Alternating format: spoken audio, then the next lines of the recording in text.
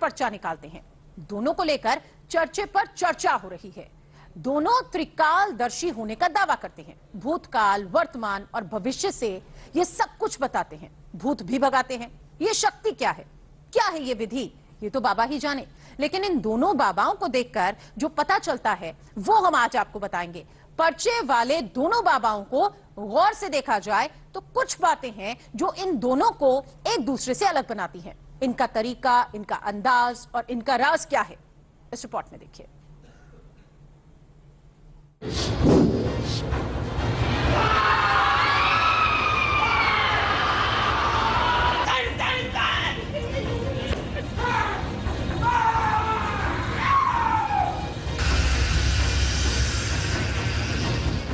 ये भी भूत भगाते हैं, वो भी भूत भगाते हैं। और तो फटकारो इसे, राम उठा उठा फेंको इसे। जितना परेशान इसको किया, एक बच्ची को उतना मार मार के इसे करो। अर्जी यहाँ भी लगती है तो अर्जी वो भी लगाते हैं।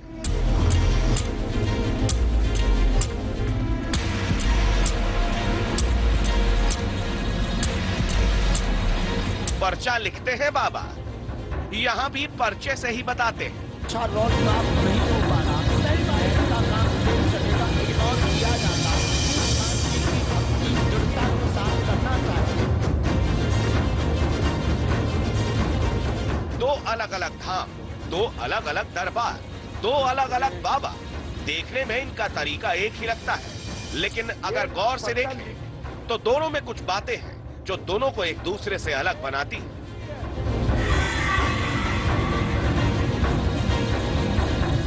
बागेश्वर सरकार और पंडोखर सरकार दोनों के दिव्य दरबार में प्रेत बाधा से पीड़ित लोग आते हैं। और तो फटकारो इसे, दोनों के सामने आने से ऐसा लगता है कि प्रेत विचलित होने लगता है और दावा किया जाता है कि बाबा अपनी सिद्धि से उस प्रेत को वश में कर लेते हैं।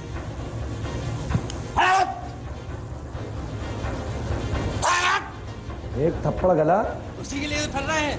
प्रणाम कर। पंडित धीरेन्द्र कृष्ण शास्त्री और गुरु शरण महाराज दोनों ही अपने दरबार में आए लोगों के अंदर मौजूद प्रेत आत्माओं से बात कर लेते हैं, ऐसा दावा किया जाता है।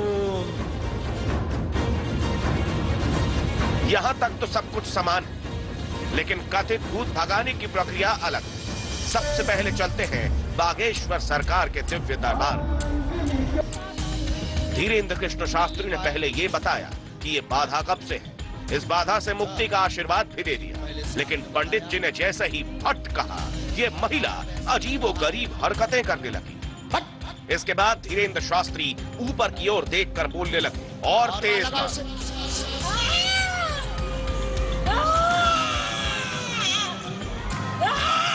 ऐसा प्रतीत हो रहा है मानो धीरेन्द्र कृष्ण शास्त्री किसी ऊपरी शक्ति से कथित प्रेत को मारने का आदेश दे रहे हैं। सिर में मारो उसके, कपड़िया में मारो उसके, तमीजा और तेज मारो उसे। इसके आगे बागेश्वर बाबा राम नाम लेते हैं, सन्यासी बाबा के जयकारे लगवाते हैं। और तेज फटकारो इसे, राम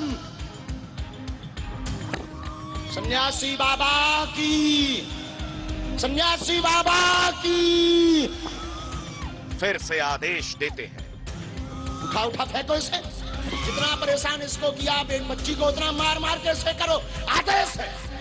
इसके बाद किसी सेनापति को दरबार में हाजिर होने का आदेश सुनाया जाता है। सेनापति दरबार में हाजिर हो, सेना लेकर के।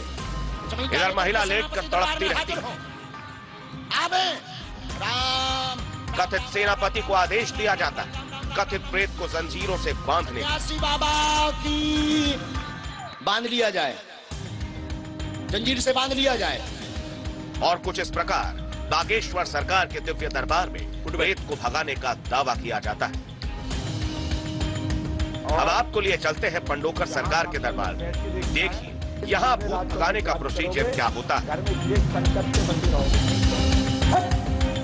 यहाँ कथित प्रेत बाधा से ग्रसित व्यक्ति गुरु जी के पास आकर बैठ जाता है। गुरु जी खुद प्रेत से दो दो हाथ कर लेते हैं।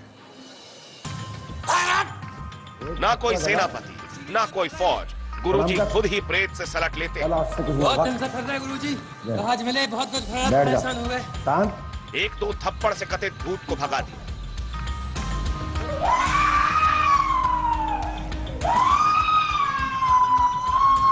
पंडोखर सरकार तो कई बार भूतों को कूदे और डांस करने का आदेश भी दे देते हैं। Jumping to jumping.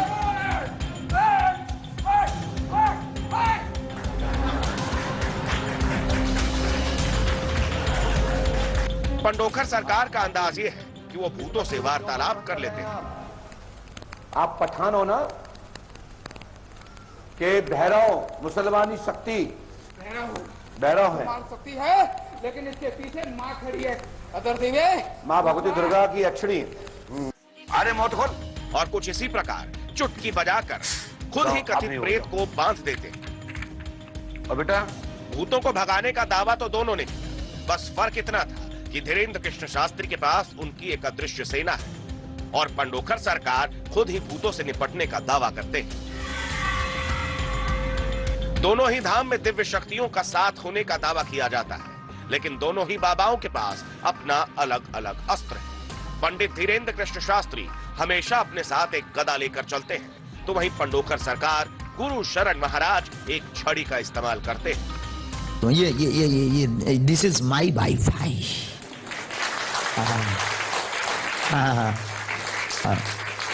इसका बड़ा अपना चमत्कार है, इसकी अपनी बड़ी महिमा है। अरे मौत खोल, जाओ आप नहीं होगे, जाओ। और बेटा आपको अगले महीने 11 दिन तुम्हें लेना है, 16 दिन तुम्हें लेना है। धीरेन्द्र कृष्ण शास्त्री और गुरु शरण महाराज में एक और अंतर है, और वो है उनकी पर्चियां।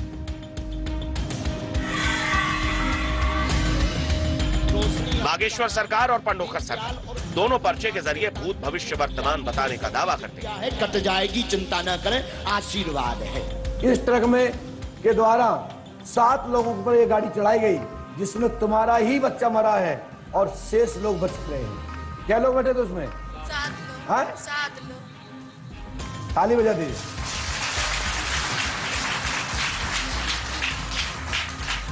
ये लेकिन दरबार दोनों के ऐसा पर्चों लग रहा में है, एक बड़ा फर्क होता है। किसी को आपको यहाँ नाम।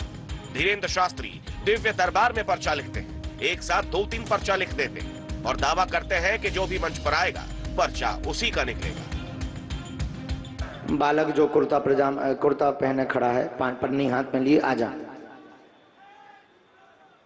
दौड़ के आइए। लेकिन पंडोखर सरकार की प्रक्रिया थोड़ी अलग है। गुरु शरण महाराज पर्चा दरबार में बैठकर नहीं, बल्कि 6 महीने पहले ही लिख लेते हैं, और तो और एक बार में 20-30 पर्चे निकाल देते हैं। हम 6-6 महीने पहले पर्चियां लिख देते हैं, लेकिन यहां से जाने की खाली पर्चियां हैं, इसलिए मैंने अलग रख लिया, क्योंकि अभी आपके सामने फाड़ी थी, मैंने कहा लिफाफा छोड़ आया तो क्या करूं, लिखना पड़ेगा तत्काल। तो ये पर्चियां जो हैं, मैं कभी उल्टा नहीं दिखाता हूं। हम पर्चा बनाते हैं तो ईओ बनाते हैं, ईओ।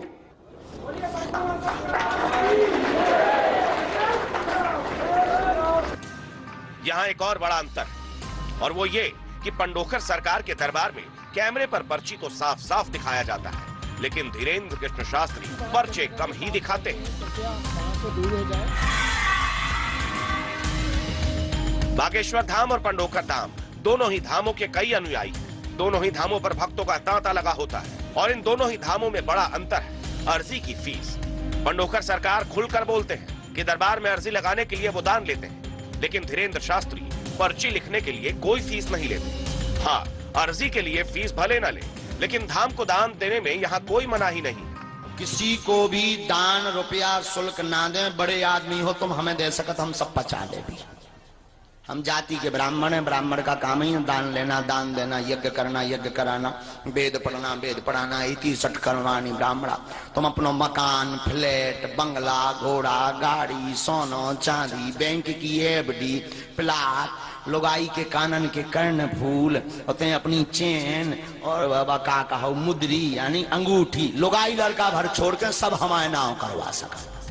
बागेश्वर सरकार और पंडोखर सरकार दोनों के अंदाज में थोड़ा बहुत फर्क जरूर है, लेकिन दोनों ही दिव्य शक्तियों का साथ होने का दावा करते हैं, लोगों के दुख हरने का दावा करते हैं, लोगों की मनोकामना पूरी करने का दावा करते हैं।